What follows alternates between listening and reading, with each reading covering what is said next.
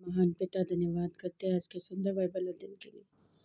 खुदावन आज का बाइबल अध्ययन हर एक के जीवन में बरकत लेके आए, हर एक को आशीष कर पिता यीशु नाम से मांगते हैं, आमीन।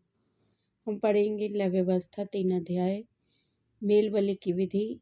यदि उसका चढ़ावा मेल बलि का हो और यदि वह गाय बैलों में से किसी को चढ़ाए, चाहे वह पशु नर हो या मादा, तो जो निर्दोष हो उसी को वह यहोवा के आगे चढ़ाए। और वे अपना हाथ अपने चढ़ावे के पशु के सिर पर रखे और उसको मिलाप वाले तंबू के द्वार पर बलि करे। और हारून के पुत्र जो जाचक हैं वे उसके लहू को वेदी के चारों ओर छिड़के और वे मेल बलि में से यहोवा के लिए हवन करे, अर्थात जिस चर्बी से अंतड़ियां ढपी रहती हैं और जो चर्बी उनसे लिपटी रहती है वह भी, और दोनों गुर्दे और उनके ऊपर की चर्बी जो कमर के पास रहती है और गुर्दे समेत कलेजे के ऊपर की झिल्ली, इन सबों को वह अलग करे।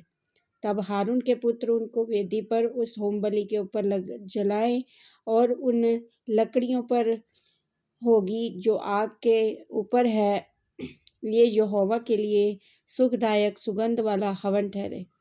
यदि यहोवा के मेल बलि के लिए उसका चढ़ावा भेड़ बकरियों में से हो, तो चाहे वह नर हो या मादा, पर वह जो निर्दोष हो उसी को वह चढ़ाए। यदि वह भेड़ का बच्चा चढ़ाता हो तो उसको यहोवा के सामने चढ़ाए और वह अपने चढ़ावे के पशु के सिर पर हाथ रखे और उसको मिलाप वाले तंबू के आगे बलि करे। और हारून के पुत्र उसके लहू को वेदी के चारों ओर छिड़के। तब मेल बलि में से चर्बी को यहोवा के लिए हवन करें और उसकी चर्बी भरी मोटी पूंछ को व रीढ़ की हड्डी से अलग करें, जिस चर्बी से अंतड़ियां ढपी रहती हैं और जो चर्बी उनसे लिपटी रहती है, और उन दोनों गुर्दे और जो चर्बी उनके ऊपर कमर के पास रहती है और गुर्दों समेत कलेजे के ऊपर की झिल्ली, इन सबों को वह अलग करे और जाचक इन्हें वेदी पर जलाए। ये यहोवा के लिए हवन रूपी भोजन ठहरे। यदि वे बकरा या बकरी चढ़ाए तो उसे यहोवा के सामने चढ़ाए और वह अपना हाथ उसके सिर पर रखे और उसको मिलाप वाले तंबू के आगे बलि करे। और हारून के पुत्र उसके लहू को वेदी के चारों ओर छिड़कें।